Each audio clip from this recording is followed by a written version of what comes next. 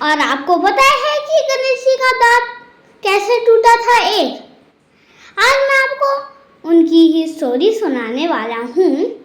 First, Ganesh ji डमरू बजा रहे होते हैं खोए हुए अपने शिव जी पिताश्री का, और पार्वती माता आती हैं और कहती हैं, गणेश इतना शोर मत करो, तुम्हारे पिताश्री कठोर तपस्या में है, वो जाग जाएंगे और बहुत क्रोधित होंगे तुमसे। फिर गणेश जी ने कहा, ठीक है माता, जो आपकी आज्ञा हो।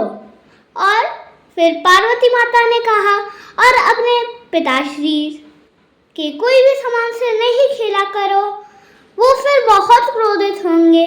और पार्वती माता ने गणेश जी से ले लिया डमरू, और फिर मूषक जी और गणेश जी हो गए उदास। और उसके बाद फिर एक ऋषि मुनि आए थोड़ी देर में, और उन्होंने कहा, बच्चे तुम हटो यहाँ से, मुझे शिव जी से मिलना है।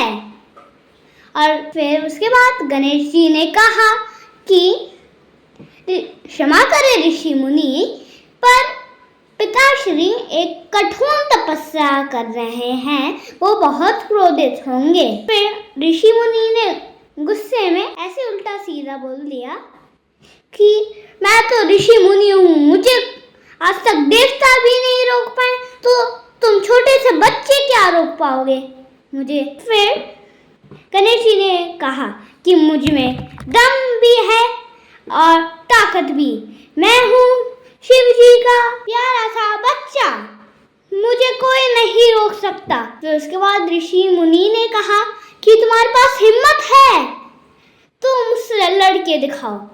फिर गणेश जी ने कहा, हाँ जरूर, आपकी इच्छा मैं पूरी कर दूंगा।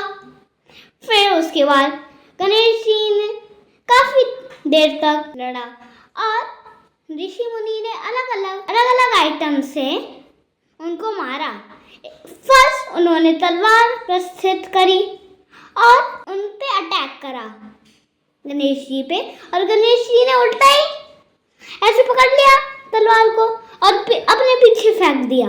और फिर ऋषि मुनि ने एक त्रिशूल भेजा और ऐसे उन पे फिर अटैक करा, और फिर गणेश जी ने ऐसे पकड़ा और ऐसे अपनी नी करी और ऐसे तोड़ दिया। और फिर ऋषि मुनि तो क्या करते, तो उन्होंने एक ऐसा अस्त्र प्रस्तुत करा जिससे कोई भी नहीं बच पाया आज तक। और जैसे उन्होंने ऐसे अटैक करा, गणेश जी ने सोचा कि वो ऐसे होंगे और वो पीछे जाएगी वो अस्त्र, और वो अस्त्र उनके दांत पे लग गया और एक दांत कट गया और वो नीचे गिर गए। और इतनी तेज उन्होंने चिल्लाया कि जो शिव जी ऐसे तपस्या कर रहे थे, उन्होंने वो ही उड़ गए, और पार्वती माता शिव जी दोनों नीचे गए। और जैसे ही देखा कि ऋषि मुनि ने उनका एक दांत तोड़ दिया, और उसके बाद शिव जी ने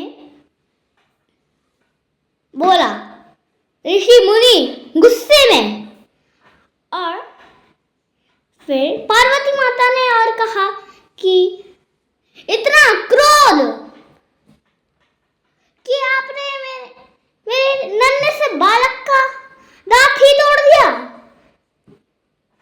इतना क्रोध।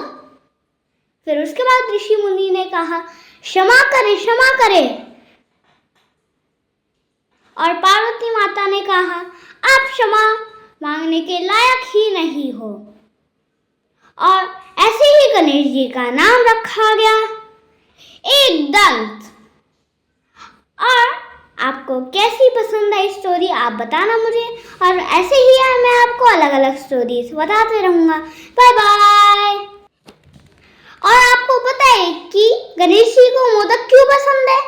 क्योंकि जब उनका दांत तोड़ा था उनको बहुत दर्द हो रहा था और वो कुछ खा ही नहीं पा रहे थे।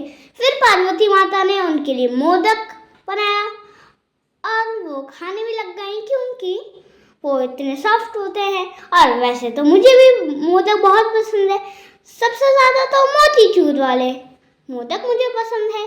और आप भी बताना कि आपको कौन से मोदक पसंद है। Bye bye.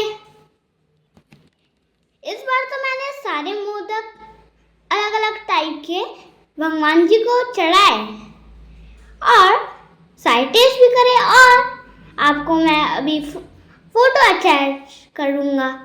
Okay, bye bye.